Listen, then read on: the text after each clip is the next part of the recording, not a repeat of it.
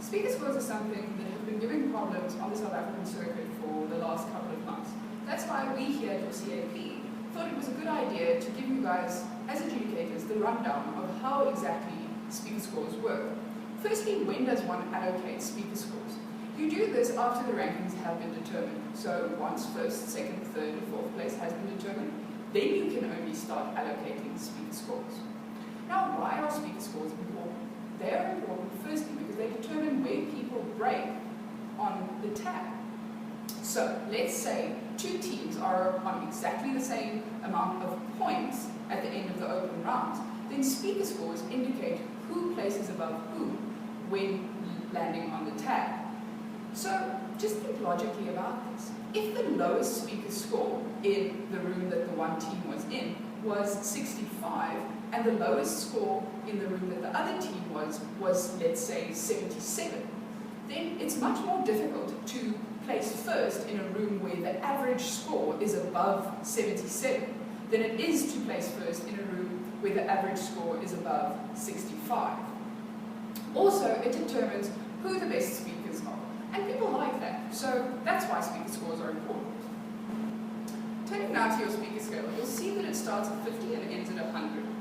I don't know why that is. It's probably because adjudicators are bad at math, and probably why we're sitting here with this speaker score video, because no one knows how to do speaker scores. So it's important that you know what the rubric says and that you understand it. So read it before each tournament and make it your own. So just to give you a rundown of what exactly these brackets mean, I'll turn first to the 95 to 100. This is if you are God's attorney. It's the best speech that you will ever see in the whole world, and it's the best speech there ever was or ever will be. Now, 90 to 94. This is a once-in-a-lifetime speech for the adjudicator. You can adjudicate years and probably only see this once. It is the bulletproof, wondrous argument. It's probably the guy who's going to go up against God's attorney. Then, the 85 to 89. This is an incredible speech. It's good enough to win worlds because last year the average was 88% for the persons who won worlds in that speech. Speaker scores of 100 to 85 are incredibly high, and they don't often happen. So be careful when allocating them, but don't disregard them completely.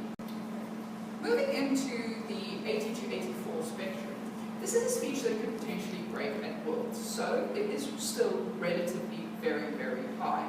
Then 76 to 79, this is the above average speech.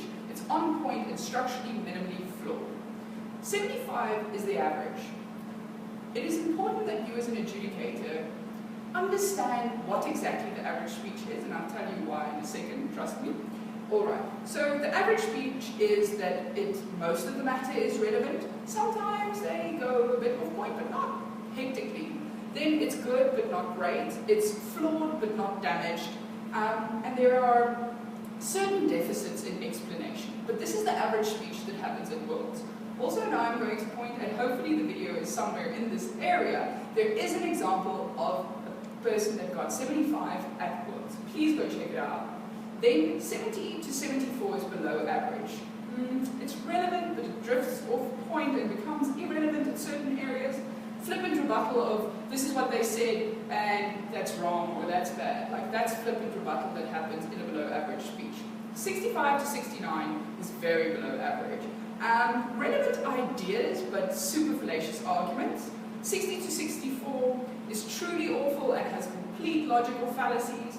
Now moving into the below 60s, right? This is the kind of speech where people just say offensive things that don't really formulate into arguments, so it's getting bad if you have below 60. Below 55 is the kind of speech that has damaged you as an adjudicator, and you cannot truly recover from that.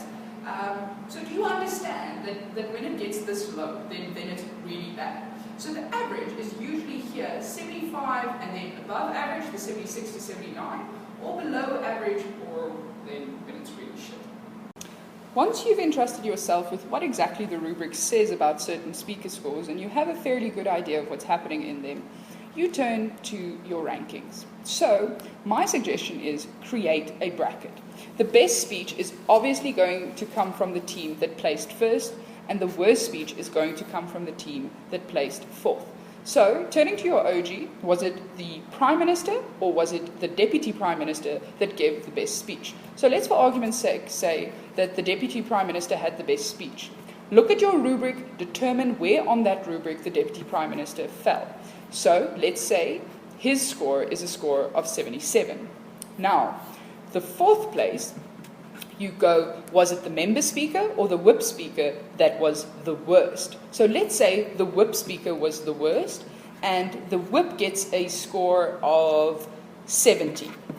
That gives you a scope in which all of the other team members fall.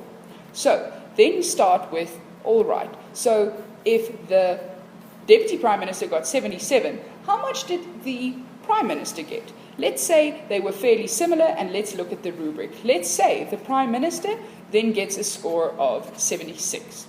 That's how you go on with that. So then you look at second place. Second place, you look at the relation between the 76 and or the Prime Minister's speech, and you look to who was the better speaker. Was it the member speaker or was it the whip? Right? Let's, for argument's sake, say the whip was the better speaker. Then you determine on your rubric where does that person fall.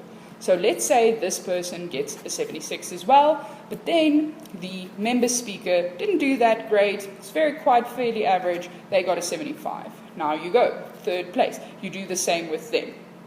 And that is how you allocate these speaker scores. Now, once you've allocated all of the speaker scores, it is firstly important to add them up, because the team that places first has to have collectively more speaker scores than the team that places second. That's the math part. So make sure that the OG team who placed first, when you add up both speaker scores, that they come together to an amount that is higher than the team that ranks below them. Now we call this the don't frets. As you can see, that the team that placed first, the one speaker, has a 76, and the team that placed second also has a 76. This is completely possible. If those two speeches are fairly similar in strength, and you've determined on the rubric that both fall into that spectrum, then it is okay to give them the same score.